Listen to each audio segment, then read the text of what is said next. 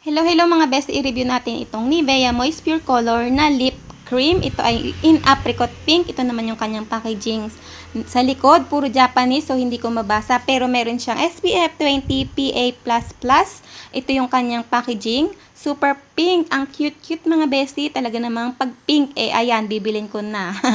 At ang kanyang product ay ito mga bestie. Pati kanyang kulay ay pink kasi apricot pink yung kanyang shades. Wow, ito. Talaga namang girly-girly yung kanyang shades at nakaka-moisture talaga mga bestie. Kaya naman kapag dry ang lips nyo, bagay na bagay ito sa inyo.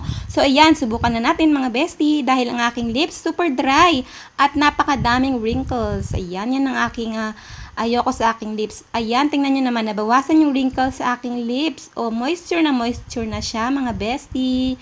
Peel na peel ni bestie. O, pakyut ng pakyut. O, pak! O, sige, pakyut ka pa dyan.